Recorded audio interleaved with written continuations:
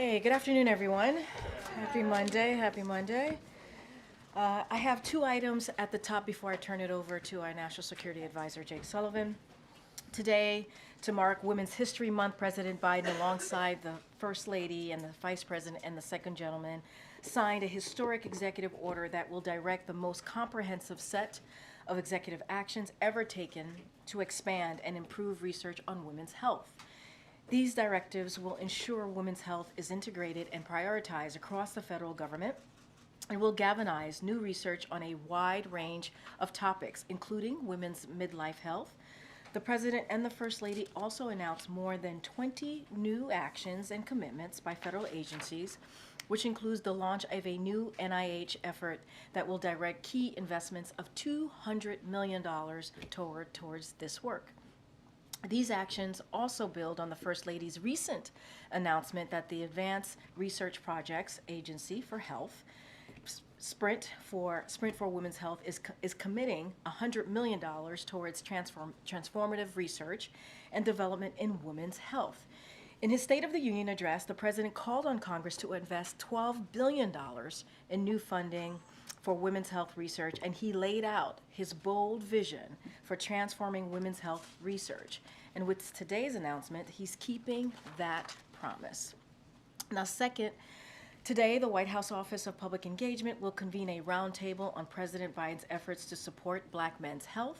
This event will be moderated by Sharice Jones of USA Today and features actors Courtney B. Vance and Lamont Rucker, recording artist Raheem Devon, licensed psychologist Dr. Robin L. Smith, and public health analyst from the Substance Abuse and Mental Health Services Administration, Dr. Walker Tisdale. Since the start of his administration, President Biden has prioritized tackling the mental health crisis. In 2022, he released a comprehensive mental health strategy designed to strengthen system capacity, connect more people to care, and create healthier environments. To support this work and help advance how we transform mental health in the United States, the Biden-Harris administration launched 988 hotline, expanded community mental health centers, established new centers of excellence to help promote mental health. The Biden-Harris administration has and will continue to invest critical resources to expand mental health and substance use support to Americans, including through President Biden's proposed budget for fiscal year 2025. And with that, I'm going to turn it over to our National Security Advisor, Jake Sullivan, who has an update on the Middle East region.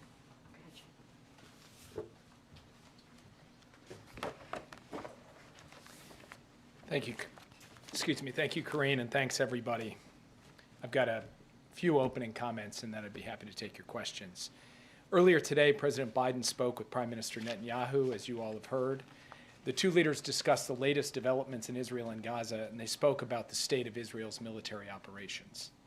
The president emphasized his bone-deep commitment to ensuring the long-term security of Israel, and he affirmed, as he did in the State of the Union, that Israel has a right to go after Hamas, the perpetrators of the worst massacre of the Jewish people since the Holocaust.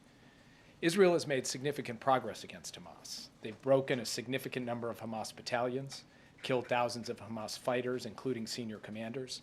Hamas's number 3, Marwan Issa, was killed in an Israeli operation last week. The rest of the top leaders are in hiding, likely deep in the Hamas tunnel network. And justice will come for them too, and we are helping to ensure that. At the same time, more innocent civilians have died in this conflict, in this military operation, than in all of the wars in Gaza combined, including thousands of children. A humanitarian crisis has descended across Gaza, and anarchy reigns in areas that Israel's military has cleared but not stabilized. When the president visited Israel on October 18th, the first U.S. president to make a wartime visit to Israel, I might add, he said both privately and publicly that the United States has learned a vital lesson over the course of several wars. A military plan cannot succeed without an integrated humanitarian plan and political plan. And the president has repeatedly made the point that continuing military operations need to be connected to a clear strategic endgame. The president told the prime minister again today that we share the goal of defeating Hamas, but we just believe you need a coherent and sustainable strategy to make that happen. Now, Instead of pause to reevaluate where things stand in the campaign and what adjustments are needed to achieve long-term success. Instead of a focus on stabilizing the areas of Gaza that Israel has cleared so that Hamas does not regenerate and retake territory that Israel has already cleared, the Israeli government is now talking about launching a major military operation in Rafah. The President and the Prime Minister spoke at length about Rafah today. The President explained why he is so deeply concerned about the prospect of Israel conducting major military operations in Rafah of the kind it conducted in Gaza City and Khan Yunis. First, more than 1 million people have taken refuge in Rafah. They went from Gaza City to Khan Yunis and then to Rafah. And they have nowhere else to go. Gaza's other major cities have largely been destroyed. And Israel has not presented us or the world with a plan for how or where they would safely move those civilians, let alone feed and house them and ensure access to basic things like sanitation. Second, Rafah is a primary entry point for humanitarian assistance into Gaza from Egypt and from Israel. An invasion would shut that down, or at least put it at grave risk, right at the moment when it is most sorely needed. Third, Rafah is on the border with Egypt, which has voiced its deep alarm over a major military operation there, and has even raised questions about its future relationship with Israel as a result of any impending military operation. Now, the President has rejected, and did again today, the straw man that raising questions about Rafah is the same as raising questions about defeating Hamas. That's just nonsense. Our position is that Hamas should not be allowed a safe haven in Rafah or anywhere else. But a major ground operation there would be a mistake. It would lead to more innocent civilian deaths, worsen the already dire humanitarian crisis, deepen the anarchy in Gaza, and further isolate Israel internationally. More importantly, the key goals Israel wants to achieve in Rafah can be done by other means. On the call today, President Biden asked the Prime Minister to send a senior interagency team composed of military, intelligence, and humanitarian officials to Washington in the coming days to hear U.S. concerns about Israel's current Rafah planning and to lay out an alternative approach that would target key Hamas elements in Rafah and secure the Egypt-Gaza border without a major ground invasion. The Prime Minister agreed that he would send a team. Obviously, he has his own point of view on a Rafah operation, but he agreed that he would send a team to Washington to have this discussion and have this engagement. And we look forward to those discussions. The President and the Prime Minister also discussed the ongoing negotiations for an immediate ceasefire for several weeks in return for releasing hostages currently being held by Hamas and other militants in Gaza. We would look to build on that ceasefire into something more enduring and use the space created by a cessation of hostilities to surge humanitarian assistance at a vital moment. So far, this deal has been more elusive than we would have hoped, but we will keep pressing because we regard this as an urgent priority. As I've said before, Hamas could, of course, end this crisis tomorrow if it chose to do so. And as I've said before, far too little of the energy and the pressure to end this conflict has been applied to Hamas. We will keep pointing that out. The President and the Prime Minister agreed to stay in close touch in the days and weeks ahead on all of these issues, and of course, their teams are in daily contact on every element of this crisis, as well as the other threats that Israel faces from around the region and the shared threats that the United States, Israel, and others of our allies and partners face from Iran and its proxy forces across the Middle East. And with that, I'd be happy to take your questions. Yeah. Jake, you mentioned that the ceasefire deal had been elusive.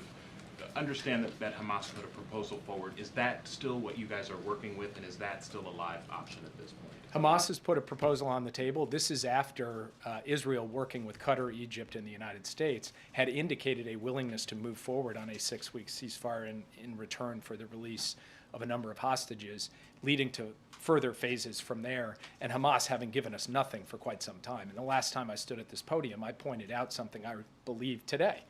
If Hamas just handed over the elderly, the women, and the wounded tomorrow, there would be a 6-week ceasefire. They've put a proposal on the table where they've added a series of other conditions as well. Now, the Israeli government has responded by saying they can't just accept that. They regard some of those conditions as going too far, but that's what a negotiation is about. So as we speak today, in Qatar, you have teams from Israel, Qatar, and Egypt sitting down and banging through those details to try to arrive at an outcome over the next few days where there is actually a deal. And we believe that those discussions are very live, that a deal is possible, that we should be able to achieve it, and that it is the best way both to get hostages home and to alleviate the suffering of the civilians in Gaza. And from our perspective, we, the United States, are going to keep pushing on that, and the President had the opportunity to discuss that with the Prime Minister today. And Jake, why did the President feel that this was an appropriate time for this delegation to come from Israel? And why did he feel that these conversations would succeed in ways that your outreach to the Israeli government have not previously? Look, this is the natural evolution of a discussion between partners. We've had many discussions at many different levels between our military, our intelligence, our diplomats, our humanitarian experts, but we have not yet had the opportunity to have an all-encompassing, comprehensive, integrated, strategic discussion about how to achieve two things. One, the ultimate defeat of Hamas, and two, the protection of civilians and the stabilization of Gaza in a way that will lead to the long-term security of Israel, as well as the protection of innocent human life that is in Gaza. So from the President's perspective, we've arrived at a point where each side has been making clear to the other its perspective, its view, and now we really need to get down to brass tacks and have the chance for a delegation from each side on an integrated basis, everyone sitting around the same table, talking through the way forward. And from the U.S. perspective, this is not a question of defeating Hamas. And anytime I hear an argument that says, if you don't smash into Rafah, you can't defeat Hamas, I say that is a straw man. Our view is that there are ways for Israel to prevail in this conflict, to secure its long-term future, to end the terror threat from Gaza, and not smash into Rafah. That's what we're going to present in this integrated way when this team comes. We'll have it back and forth, and we'll let you know how that unfolds as we go forward. Yeah. Can you describe the tone of the call? There have been reports that they can be very tense, that they have ended abruptly. Can you sort of characterize what the tone was? And then also, did the President say that an invasion of Rafah is his red line? And what does that mean? I went over the red line issue, which I know is the obsession of this group last week. I've got nothing more to say on that front, as you know, particularly for me. I think that's something that is posed in your questions. It's not stated as a declaration of our policy, and we've made that clear. With respect to the call, I'm probably not the best person to, give a kind of assessment of body language and tone. I can confirm it did not end abruptly. It ended in a totally normal way when they had each gotten through all of their points. And I would say it was very businesslike. Each of them recognize that we are at a critical moment in this conflict. They share a common objective, that is for Israel to prevail over Hamas. And they have a different perspective on this operation in Rafah, and they went into some detail on that and had the opportunity really to elaborate each of their respective views in a full-throated way, in the way they always do when President Biden and Prime Minister Netanyahu talk. So in that sense, I would say this call was much like previous calls that the two of them have had. They each agreed to have the teams get together, and then they agreed that the two of them would stay in touch as we go forward. Yeah. Thank you, Jake. The deadline for Israel to comply with the National Security Memorandum 20 is coming up on Sunday. Has Israel responded in writing?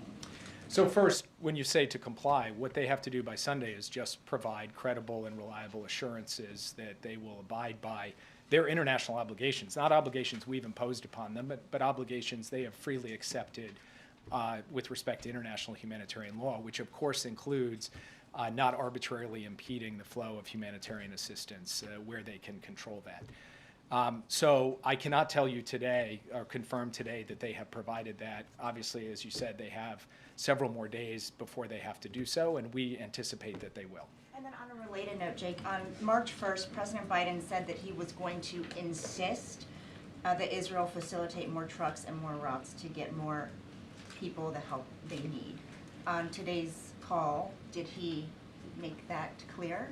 Well, even before today, the results of the President making clear that this was a priority for him and his team working that at a detailed level operationally on the ground in Israel has resulted in certain steps, including the opening of a new gate that we have seen since the President gave the State of the Union, and work to flow more convoys to the north along the beach road as well, in addition to other steps like the landing of the first ship through a maritime corridor on the beaches of Gaza, and active work going forward to get that pier that the President announced set up off the coast of Gaza as well.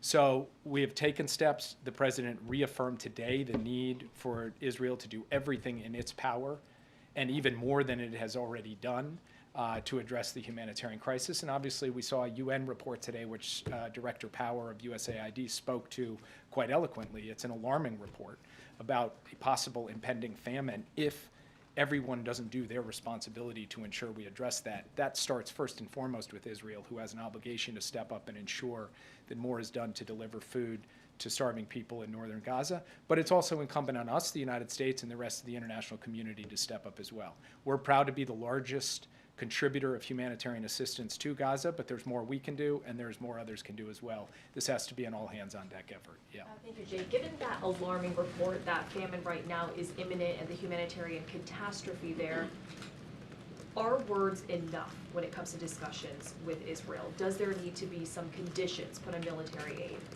Well, first, obviously, words aren't enough. It's action that matters, and the action that matters is flowing trucks and ships worth of humanitarian assistance, particularly food, water, and medicine to people who are gravely in need of it, as elaborated in that report. As I said, in the last few days, we've seen some steps forward. We need to see those sustained. We need to see them built on. But ultimately, our judgment comes down not to pledges or promises or words. It comes down to action, and we're going to continue to press on Israel to see the kind of action we want to see, and then we're going to take responsibility to do our part.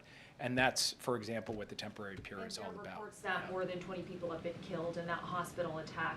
How confident is the U.S. that Israel is doing everything in its power to protect civilians? I'd make 3 points about the reports of the attack at Al-Shifa Hospital overnight, last night and into today. First, Israel states that it was going after senior Hamas commanders and Hamas militants, and it is clear that Hamas fired back at Israel from that hospital. Second, we have seen Hamas, over the course of this conflict, use civilian facilities, including hospitals, to store weapons for command and control and to house fighters. And that places an added burden on Israel that very few militaries have to deal with: an entrenched insurgency, a terrorist group using the shield of civilian institutions to protect themselves during a fight, rather than meeting Israel on some open field of battle. And then third, it also tells us something else that of some concern that I spoke to in my opening comments. Israel cleared Shifa once. Hamas came back into Shifa, which raises questions about how to ensure a sustainable campaign against Hamas so that it cannot regenerate, cannot retake territory. And from our perspective, it is connecting Israel's objective to a sustainable strategy that is the vital thing we need to focus on right now, rather than have Israel go smash into Rafah. And that is what the president talked to the prime minister about today. Yeah. During the call, did the president threaten at any point to withhold military aid to Israel if Israel moves into Rafah or a famine does ensue in Gaza? The president didn't make threats. What the president said today was, I want you to understand, Mr. Prime Minister, exactly where I am on this. I am for the defeat of Hamas. I believe that they are an evil terrorist group with not just Israeli but American blood on their hands. At the same time, I believe that to get to that, you need a strategy that works. And that strategy should not involve a major military operation that puts thousands and thousands of lives, civilian, innocent lives, at risk in Rafah. There is a better way. Send your team to Washington. Let's talk about it. We'll lay out for you what we believe is a better way, and I will leave it at that. And they talk about Senator Schumer's call for new elections, and what did the president say about that? So the prime minister did raise his concerns about a variety of things that have come out in the American press. I'm not going to talk specifically about any one of them because I want to, let the prime minister speak for himself and also protect the discretion of the call. And I will just say that from President Biden's perspective, this is not a question of politics. It's not a question of public statements. It's a question of policy and strategy. That's what he's focused on. That's what he was focused on in the call. Yeah. Can you give us any detail on the timing of this meeting here in Washington? Is that in the coming days and weeks? And is it your expectation, or did Israel commit to not proceeding with any Rafah invasion until that meeting takes place? Or is that unclear? We have every expectation that they're not going to proceed with a major military operation in Rafah until we have that conversation. And they talked about as soon as the end of this week. It could be the beginning of next week. They have not fixed a particular date because each side needs to prepare effectively. but within that time frame, not a longer time frame. Sorry, just to clarify, that's your expectation, or did they explicitly commit on the call to not proceeding with the Rafah operation? I'm not going to put words in their mouth on this. I don't want to do that. You can ask them, but I think you will find that when asked, they will indicate to you that they're not going to go ahead with this before we've sat down and talked this all through. Yeah. Jake, Vladimir Putin in a press conference spoke about a possible Navalny prisoner swap. He said he claimed they'd agreed to exchange Navalny for prisoners in the West on the condition that Navalny never come back to Russia. Can you speak to this? Was there any plan in place? We have spoken to Russian officials over the course of months and years with respect to American detainees who are unjustly being held in Russia. We have not heard a Russian official raise Navalny as part of a prisoner swap in any of those conversations. So if this is something they were interested in, it certainly sounds like they're coming to it quite late. In fact, too late, obviously, since he's no longer alive, because we did not hear that from them before. Yeah. Thanks, Jake. Prime Minister Netanyahu was on CNN yesterday. He talked about having the support of the majority of the Israeli people for his policies, including going into Rafah. Is there more that the administration, the U.S. administration, needs to do to speak to the Israeli people directly so that they don't support this idea of going into Rafah now? Well, first of all, inherent in the question is a kind of an interesting irony, which is you have the Prime Minister speaking on American television about his concerns about Americans interfering in Israeli politics, and then your question is, should Americans be speaking into Israeli politics, which in fact we don't do nearly as much as they speak into ours. But that's not a constructive answer to your question, it's just an observation. In answer to your question, again, as I said before, from the President's perspective, this isn't really about politics or public opinion or public statements. This is about policy and strategy. And so the President's not focused on what's popular, what's not popular, how do you shape public opinion. He's interested in how do we get to the right result. And the right result is the enduring defeat of Hamas, a two-state solution that has a secure Israel and a Palestinian state that vindicates the aspirations of the Palestinian people, and a broader normalization of relations so that Israel also has peace with all of its Arab neighbors. He believes we need to drive to that outcome, and while it is true that many voices in Israel can't see that today, that is not going to alter the President's view from his perspective that that is what is not just in the U.S. national security interest, but it's really the only solution to Israel's future as a democratic Jewish state that is secure and at peace with its neighbors, including its most immediate neighbors, the Palestinian people. Yeah. Thank you, Jake. The head of UNRWA, Mr. Paul Lazzarini, said today that he was denied entry to Gaza. The day, which you mentioned the report that northern Gaza is facing imminent famine.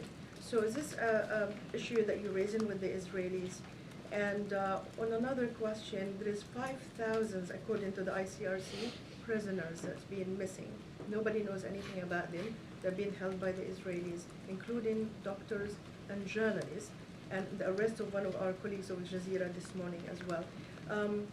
What can you do to push the Israelis to at least declare where are these prisoners so their families know where they are? Because most of them, according to our knowledge, are civilians. So with respect to Mr. Lazzarini's efforts to get into Gaza today, this is the first I'm hearing that he was denied access. Obviously, we'll inquire as to the circumstances of that. Second, with respect to the detention of an Al Jazeera journalist today, I've seen the reports.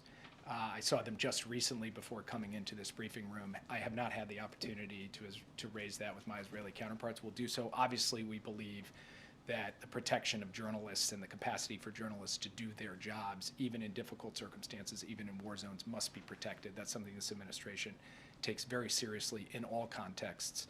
And then finally, we have regularly indicated to the Israeli government that they have a responsibility under international humanitarian law, not just with respect to the conduct of their military operations, but obviously with respect to the treatment of and access to prisoners in their custody. That's something that we will continue to remind them of as we go forward, even as we would also point out that the enemy they are fighting doesn't even come close to the same sport, let alone the same ballpark of caring a lick about anything to do with international humanitarian law. Yeah.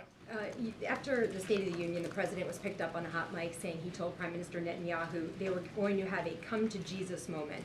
Given what you've said about their conversation today on the Rafah operation, was that this conversation today? I'm not going to characterize that on behalf of the president. I will just describe what happened in the conversation as I've done here today, and I'll let you all draw your own conclusions. Yeah. Jesus on the call at all? No comment. So why is that it seems so hard for this administration to stand up more firmly to Benjamin Netanyahu? He has been ignoring many of your requests. He's now threatening to launch an offensive in Rafah.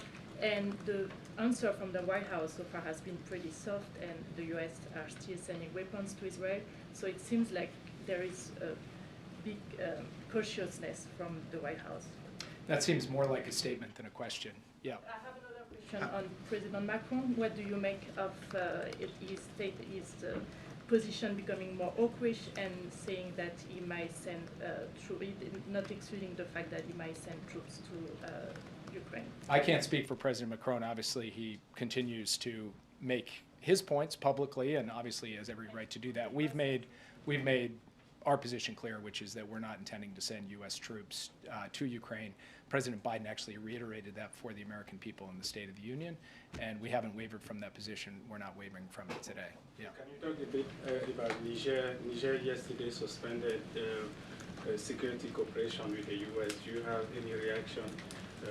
I think some of the things that they are saying is the U.S. Doesn't really approach them in the right way. They come with this arrogance, which is almost like a form of humiliation for the Biden administration. Do you have any reaction to the suspension of the security agreement with Niger? Well, you've seen what we've said on this subject, which is that we've seen the Facebook post from the CNSP, came out Saturday night. We're in touch with them. This obviously follows discussions we had with them about our concerns with their trajectory, and I'll leave it at that because those discussions with the authorities in Niger is ongoing. Yeah. Thank you so much.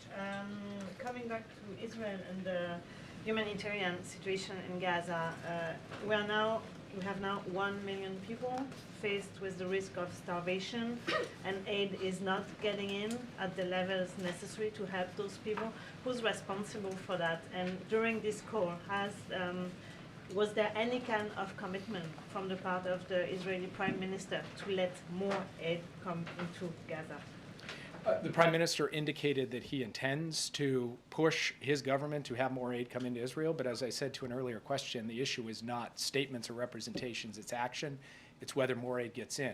We've seen certain things over the past few days that represent steps forward, including the opening of this new gate, including other convoys that have gotten to the north, including throughput through Kerem Shalom and Rafah. But we've seen that before, and then numbers have dipped for a variety of reasons. Some to do with just the difficulty of moving aid around Gaza once it gets inside, as we've seen in tragic circumstances.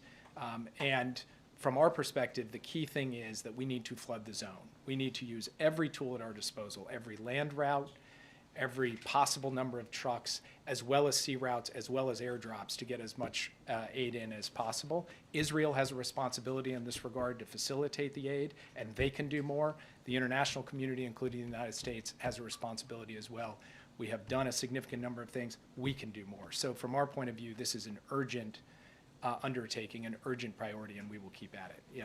One on Russia and then a follow-up on Haiti, if possible. I know you said, when asked about President Putin's comments yesterday, that you hadn't heard of a Russian official raise Alexei Navalny as part of a prisoner swap. You said that they had come to the table too late. Is that a way of saying that negotiations for to release reporter Evan Gershkovich and Paul Whelan are not on the table? Are there any active efforts going on right now for that? We have had a continuous effort to secure the release of both Paul Whelan and Evan Gershkovich. We will continue until they are free. And that means regular communication at senior levels with the Russian Federation, making a series of offers, which we have done over time and will continue to do. So no, we have not slackened 1 inch in our zeal to get the two of them out. It remains an utmost priority of ours, and that work will continue, notwithstanding the tragic death of Alexei Navalny. Yeah. One more on Thank Haiti. The State Department announced this weekend that more than 30 Americans had been evacuated from Haiti, but they were evacuated from a northern city, not Port-au-Prince. And today the State Department said that more than 1,000 U.S. citizens have reached out asking about their options for departing the island. Are there plans for the U.S. to do more specifically out of the Port-au-Prince area? So first, my understanding is that more than 1,000 Americans have been in touch with the embassy to seek more information. Some number of those have asked for information about departing. Others have asked for information about how to remain safely, or if they choose to depart in the future, how they might do so. So the 1,000 is really a broad universe that encapsulates a number of different categories. Second, as you noted, we did have our first evacuation flight out of Cape Haitian. More than 30 U.S. citizens were on it, and we will look to continue to operate out of Cape Haitian for people to be able to leave from there. And then third, of course, if we determine that there is a secure way to move American citizens who want to leave Haiti out of the Port-au-Prince airport or out of some other route, we will do so. There's active planning for that. There's active analysis of the risks of doing so, but we will stay in close touch with every American citizen who wants to be in touch with us in Haiti and continue to look for options to ensure their safe passage out of the country should they choose to leave. Yeah. Why did President Biden wait so long? Why did he let 32 days pass between phone calls with Prime Minister Netanyahu? Well, so first of all, our teams are in contact every single day at every level. President Biden gets a daily, twice daily, sometimes 9 times daily update on what is going on. And he reserves his calls for the Prime Minister for when he believes there's a key strategic moment that needs to come forward. That's point one. Point two, Prime Minister, of course, knows how to reach President Biden. If the Prime Minister felt he needed the President for some reason, he would have picked up the phone and called. And of course, in the last 32 days, President Biden has never declined a phone call from Prime Minister Netanyahu. So this is pretty much the normal give and take of two leaders, both operating their governments, both operating their foreign policies, both working with their teams.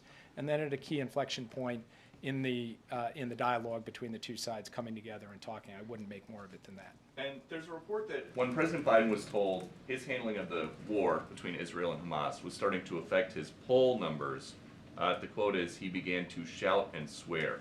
So when he does that, is he shouting and swearing about Netanyahu or about Hamas or about his poll numbers? This is the when did you stop beating your spouse question, because I don't think he ever did that.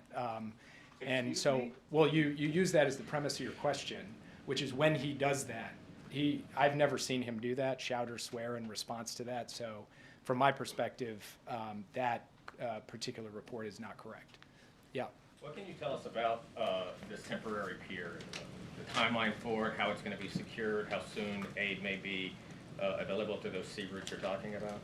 So CENTCOM can go into the operational details on it. What I can tell you is that our original timeline, extended out something like 45 to 60 days to have it fully in place. We're hoping to beat that if possible, because we're moving heaven and earth to get, all of the complex logistics associated with it fully integrated into the pipeline for aid going into Gaza.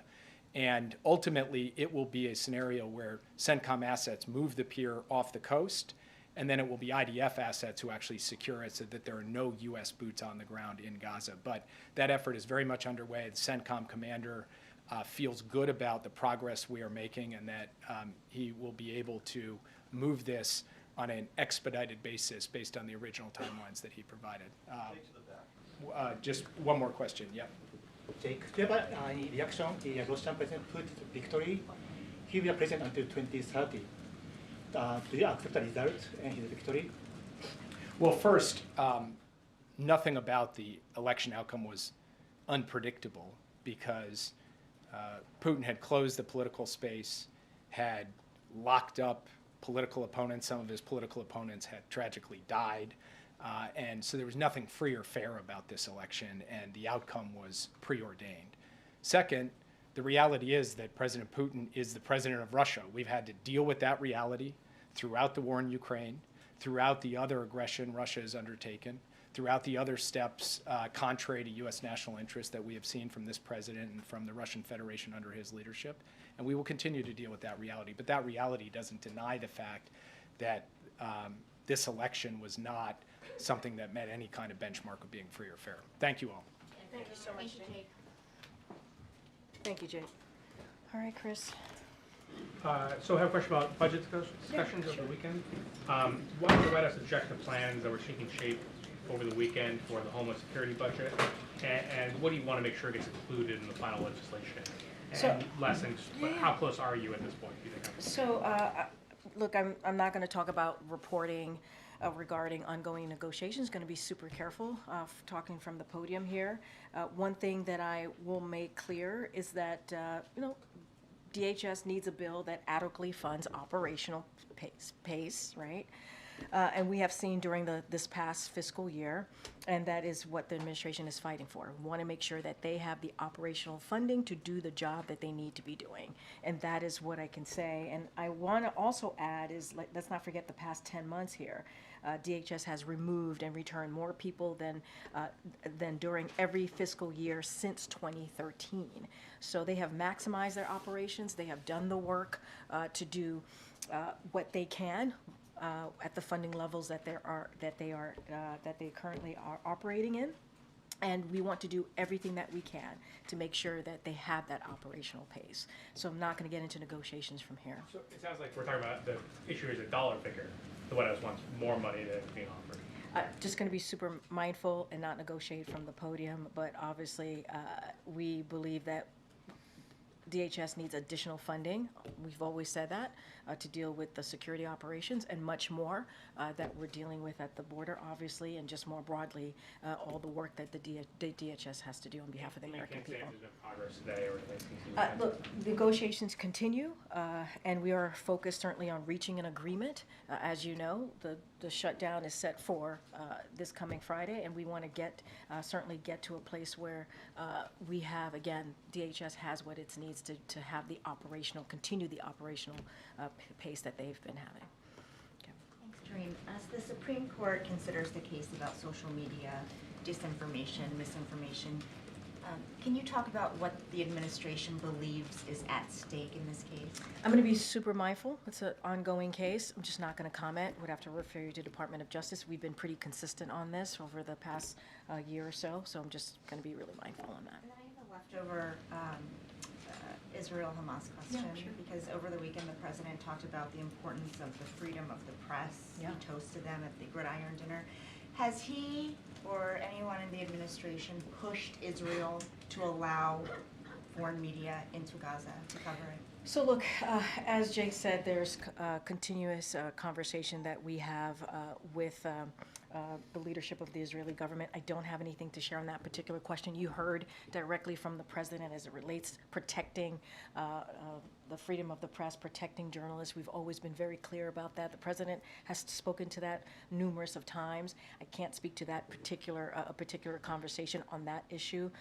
We want to make sure, right? We want to make sure that freedom of the press is respected, that journalists are protected, and so that is something that the president has had conversation with leaders over the past 3 years as it relates to that, as it relates to obviously humanitarian issues as well. We've always had those conversations. It doesn't matter if it's our allies or friends or whoever it is. We've always been pretty consistent.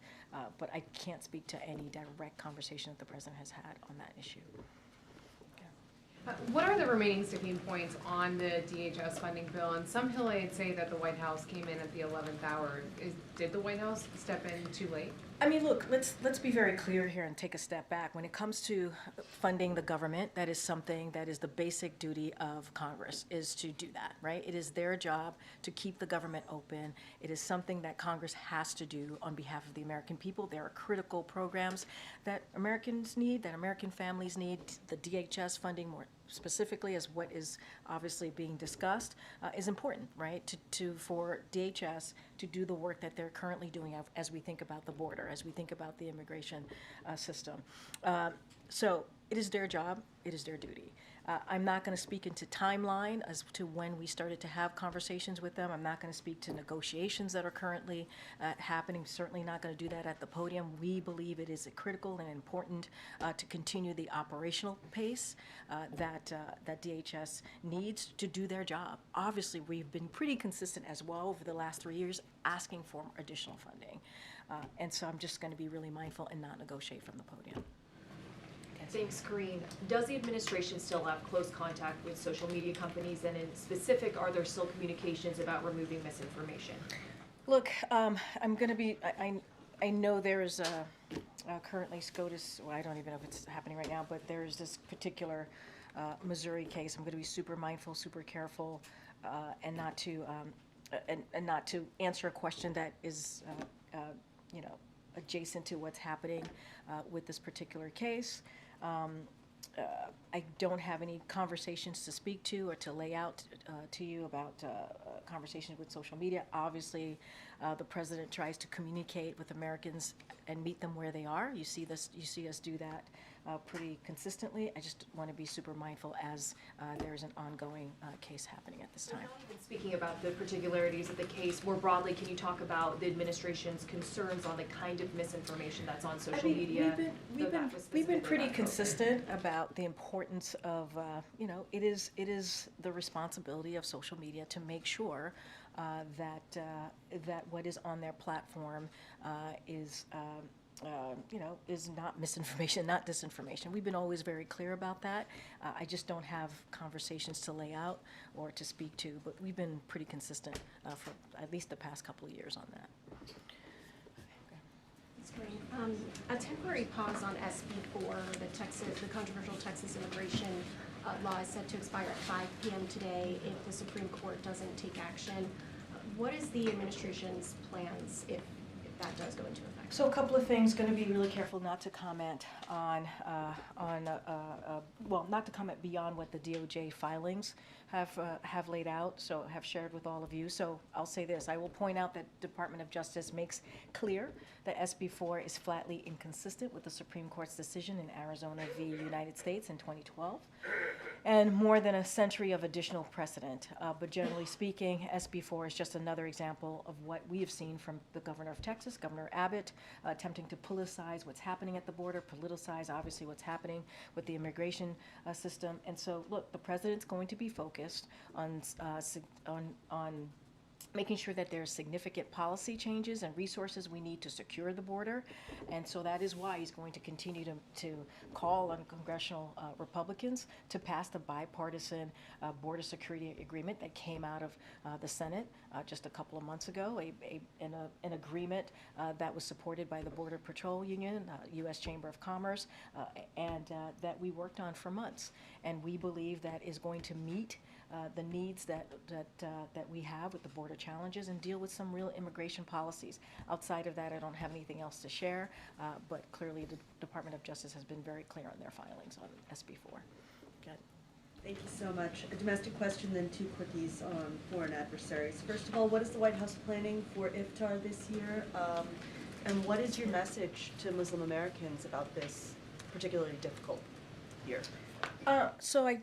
Look, we are going to, I don't have anything to share about an event as it relates to Iftar. What I can say is that we've been very consistent and very clear that this conflict is personal and painful for many, and the president has been clear on that. We have been clear from this podium. He respects all Americans to speak out and for their voices to be heard, as long as it's peaceful, obviously. But we understand that it is a painful time for a number of communities. As you know, we've had senior White House officials meet with members of the different communities, whether it's Arab, Muslim, Palestinian communities, to talk about their views, to voice their concerns, and we welcome that. I just don't have anything to share on any events or beyond that. Okay, so Pakistan conducted 2 airstrikes over what they say are militant hideouts in Afghanistan. Was the U.S. consulted on that? Were these coordinated attacks? And are you concerned about the potential for violence escalating in that region? And then a quickie on South Korea when I'm done. North Korea. A quickie. All right. On Pakistan, just a couple of things that we do want to share with all of you. We are aware of the report, obviously, that Pakistan carried out airstrikes in Afghanistan in response to attack in Pakistan on Saturday at a military post. We deeply regret the loss of life and injuries sustained during the attack in Pakistan. and the loss of civilian lives during the strikes in Afghanistan. We urge the Taliban to ensure that terrorist attacks are not launched from Afghan soil. We urge Pakistan to exercise restraint and ensure civilians are not harmed in their counter-terrorism efforts. We urge both sides to address any differences through dialogue. We remain committed to ensuring that Afghanistan never again becomes a safe haven for terrorists who wish to harm the United States or our other partners or allies. So we've made that very clear, and we're going to continue to be consistent. South Korean reports that North Korea sent 7,000 containers of munitions to Russia, and if so, what are the consequences of that? So I don't have anything, I have not seen those reports, so don't have anything to share on that. I want to be really mindful and careful on that one. Okay. Thank you. Can you give us an update on the president's review of the China tariffs, whether that's nearing a decision point?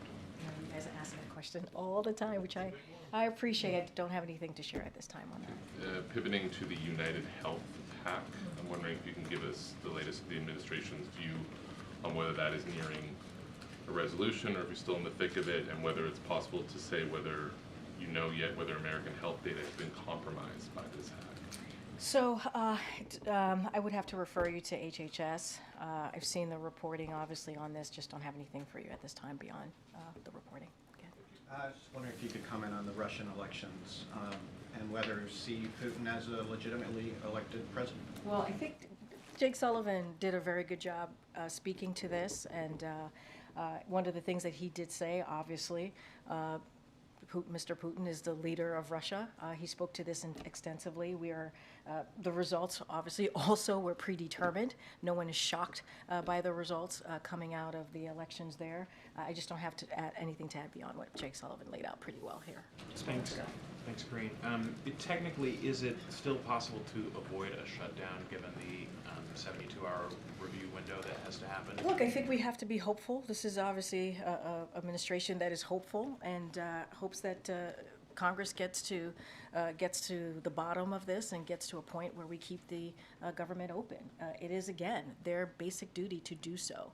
As you know, there's negotiations I've been asked about with the DHS. I'm not going to speak to them from here, but this is important. It's critical that we keep the government open. It's not just DHS. There's numbers of other programs that Americans need that we have to continue, and so this needs to get done.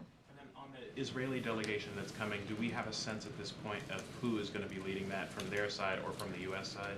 I don't have anything more to share on that. Obviously, as we get to a point where we're able to share more information on that, when that meeting's going to happen, who will be part of that meeting, we'll have more to share. I just don't have anything, any further details than what Jake shared from here earlier. And is it fair to understand from the detailed engagement that Biden is having with Netanyahu and with his government that this means that President Biden feels that the government is legitimate and should continue, and that engagement with them can bear more fruit than it has in the past? Say that legitimate. That Netanyahu's government is legitimate, that he still views him as legitimate leader, and that his appeals to him I mean, be let's successful. be clear. Like that is up to. Bibi Netanyahu is the Prime Minister of Israel. Like, that is something that we know, right? That is something that is fact. You know, that doesn't change anything. That is the reason why we've been in constant communication with the Israeli government from all levels, right? And so that has not changed, right? That is as far as. I asked because Schumer suggested that maybe should not longer. Look, that is something for, as it relates to any elections or anything like that, that's up to the Israeli government, right? That is something for them to decide. I can't speak to that. What I can speak to is the president and his involvement and his engagement. I think it's important that he had this conversation with the prime minister today about Rafah, about how we move forward. And so, you know, Jake Sullivan did a really good job laying that out, what that's going to look like, how that conversation went. The president doesn't want to see a military operation go into Rafah. He's been very clear about that. He wants to make sure that innocent lives are protected, and it has to be done in a way that we don't see Palestinian lives, lose any more Palestinian lives. But understanding that Israel has to go after Hamas, right, a terrorist organization. We understand that. So there's going to be a conversation with both sides, obviously. It's going to happen. But I just don't have anything else to share further from that. Thanks, Karine. The president has quite a bit of travel this week. I was hoping you could tell us a little bit about what he's doing beside his political activity, as well as how he's going to be engaged with these ongoing negotiations to make sure there's not a shutdown. So look, I'm going to answer your, talk about the last part of your question first. Obviously, the president's always engaged, always communicating with his team. It doesn't matter where he is, if he's at the White House or anywhere else in this country or the world. He's president wherever he is. So I'll say that at the top. The president's going to be going to Reno and Las Vegas tomorrow. In Reno, he will participate in a campaign event. So obviously, I will refer you to the campaign for more details on that particular event. In Las Vegas, he will deliver remarks on lowering costs for American families, which is the priority as it relates to his economic plan on behalf of the American people. On Wednesday, the president will be in Phoenix and will deliver remarks on Investing in America agenda. This is part of a busy travel schedule following the State of the Union, where the president is hitting the road, meeting Americans, talking to them directly about how he sees his vision, how he sees the future of this country for obviously the American people. We'll certainly have more details to share. The specifics on the political parts of the trip, I would refer to the campaign. There's one more question. Next week, the president is going to be going up to New York, meeting with former President Obama and former President Clinton. It's a campaign event, but there's a report that came out today about President Biden's relationship with President Obama, indicating that there might be some jealousy involved. I was wondering if you could speak to that. Let's be very clear. The two presidents, President Obama and President Biden, have a very good relationship. You all have seen it over the past several years. They're like family to each other, and I'm just not going to speak to reporting that we don't believe to be true. Thank you so much. Another foreign policy question. On Saturday, Niger decided to cut all military ties with the United States. Can you maybe explain what led to this decision, and how concerned are you that Niger is now one of these African countries seeking military cooperation with Russia instead of the United States? So a couple things. Jake spoke to this when he was here not moments ago. Let me just say two top lines about the situation in Niger first, which is since the coup last year, we sought to work with the Nigerian junta towards a democratic transition and our shared security interest. Last week, Assistant Secretary Fee, General Langley, and Assistant Secretary of Defense Wallander were in Niamey for frank conversation with the CNSP to explore how we can chart a common path forward and our concerns about the lack of progress towards a democratic transition and operational considerations for us to maintain a long-term security partnership as it relates to Russia, the Russian Federation's repeated violations of international law, to include its illegal invasion and ongoing war of aggression in Ukraine, represent a clear threat to the rule-based international system. So we are closely monitoring the Russian defense activities closely, obviously, in order to assess and mitigate potential risks to U.S. personnel, interests, and assets. And so that is how we are looking at that relationship in particular. Okay. Thanks, Karine. When will the president hold another news conference so we can ask a question of him without having helicopter noise or jet noise in the background? I don't have anything for you to share. Obviously, the president, as you were just saying, the president takes questions pretty regularly, enjoys having engagement with all of you. I don't have a press conference to lay out for you at this time. Is there talk of one? I don't have anything for you, but as I said, the president enjoys engaging with all of you on a regular basis, and he'll continue to do that. I think I have to go. I'll take your question last, okay? Thank you. The North Carolina Lieutenant Governor and other state officials sent a White House letter about Owet Hagos, who was arrested in the state last week. I'm wondering if... Say that one more time. Arrest of who? Owet Hagos in North Carolina last week. I'm wondering if the White House has seen the letter and if you have any information about it. I don't have anything to share on that particular letter. I'm happy to go back to the team and let you know. Thanks, everybody. See you on the road. Thanks, Karine.